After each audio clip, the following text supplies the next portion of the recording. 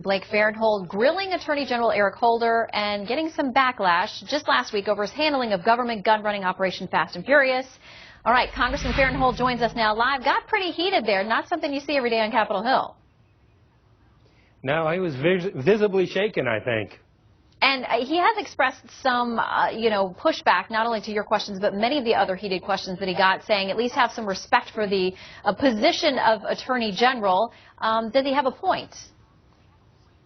Well, you've got a person who's managing a law enforcement division, the head law enforcement person in the United States, and it didn't seem like he even cared about keeping abreast of the investigation of Agent Brian Terry's death. That's what got to me the most. If somebody under my charge had died in the line of duty, I'd be asking for daily updates. It's like he never found out for months that Fast and Furious weapons were involved in that death. The Attorney General says at this point he feels that this has been completely politicized. The White House says that as well. How do you respond to that charge?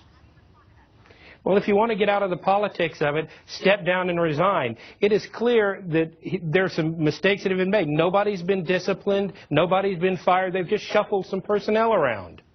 All right. The Department of Justice is taking some heat from one of your colleagues, Representative Darrell Issa, who has been trying to get a number of documents for them.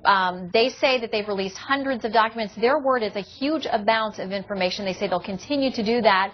Are you not answers you're looking for? How do you feel about the amount of documents they've released so far? We've got less than 10% of the documents that they've used on their internal investigation. Plus, they're not releasing any documents after the congressional inquiry started. And you know, Shannon, as a former attorney, you know a lot of times the cover-up is what gets you.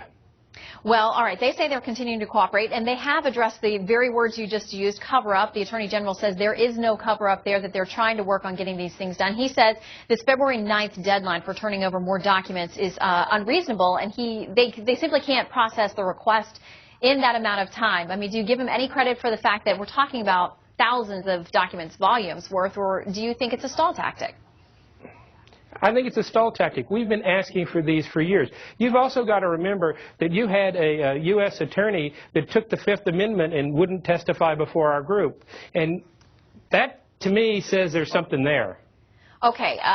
Congressman Issa has said that at some point he may examine holding the Attorney General in contempt with regard to this investigation.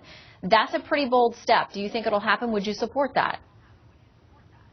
Well, if the DOJ doesn't turn over the documents we've requested, that's the natural next step, is a contempt of Congress citation. We are the taxpayers' representative. We're the Government Oversight and Reform Committee. We can't oversee anything if federal employees who are paid with taxpayer dollars don't cooperate with us. All right. We know this is far from over. Congressman Blake Farenthold, thank you for making time for us today. We will continue to follow you as you follow the trail. Thank you, sir. Thank you very much. Thank you. All right. Some animal rights